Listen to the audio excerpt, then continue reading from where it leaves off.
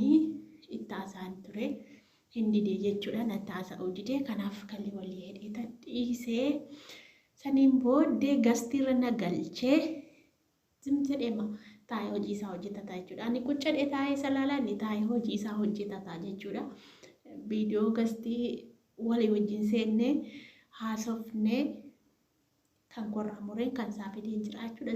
Jedhee bakka hojii isaa hojjetata malee dhimma natti hin qabu natti na haasa'u. Mucaan dhaqaadhaa akkamii hojiin naa jedhee waa tokko natti na haasa'u waa tokko natti dubbatu jechuudha.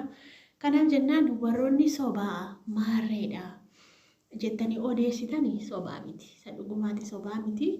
Garuu gaafa qabadhee dhufe immoo hin qaanoftu. Gaafa qabadhee dhufe tole naan jedhee asirratti dhufee haasofsiisee hin qaanfattu jechuudha. Kanaaf iyyuu osoo hin beekin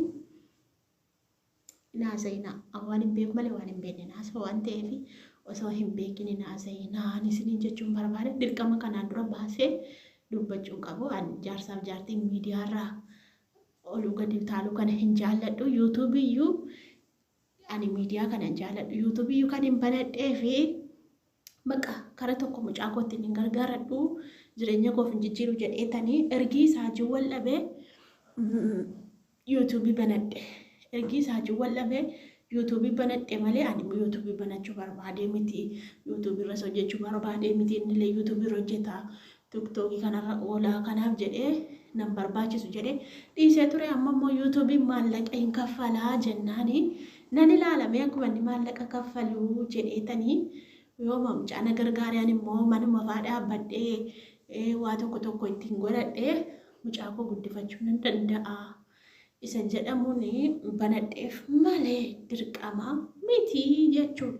Kanaaf jennaan viidiyoo isaa san argisiisaa daawwadhaanii.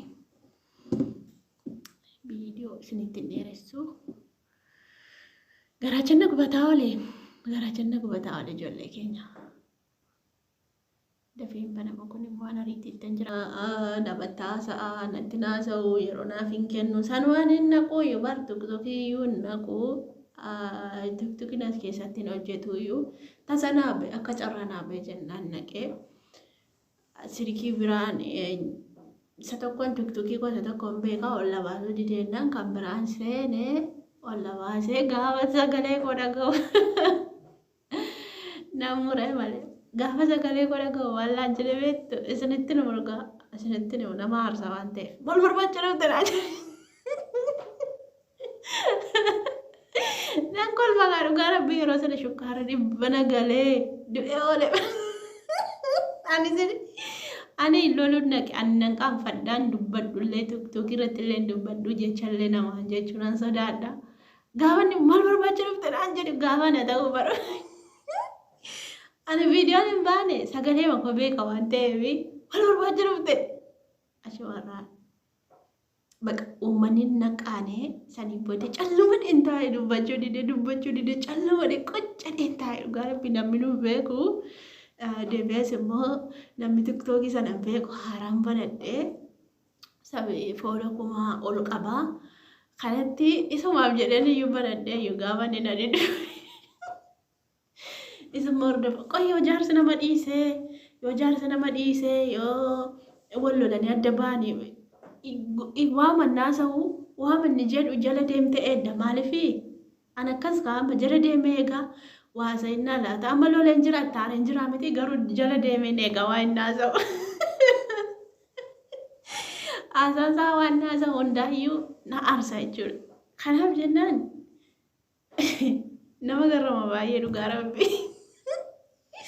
Nani tiktookii dhaqeessan naa deebisuu dide kaasonni waasaappiin sirkii kan kaaniin natti dubbateeti naqun ture. Naqu tiktookii sanii achirratti naqaanisee bakkuma namni nambariin achirra. Sila ijoolleen tiktookiidhaan haarabsitii olii gannaan deemtee iyyuu sila. Shirrubbi siin kaffala shirrubbi siifin kaffala. Warri soba jettan immoo isinii fideen dhufaa. Yoo tole naa jedhe tole naan jechuu dide malee sagalee walitti qabnuun barreeffamu walitti barreessinu lakkoofsa isaa yoo maxxanse ammas dubbii biraa keessa seenaa. Dalolaa asii hiriyoonni isaa dalolan yennaan hin callisee.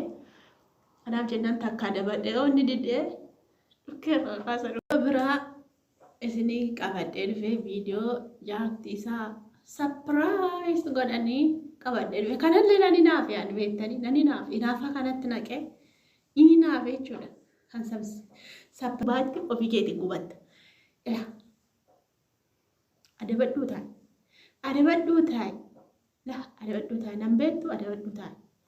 Waan isin jedhu. Gaafan galee bichaa itti naraaramaa waan godhan beeka. Itti naraaraminaan jedhaasin waan hin godhan beeka itti naraarame. Hin argaa miti viidiyoo waan hin godhan beeka. Yoon dubbadhu amma dubbadhu haa taa'u jedhee jalcheessi dhagaa galagalchee dubbadhu amma cuma taa'u. Akkas laayik naa godha.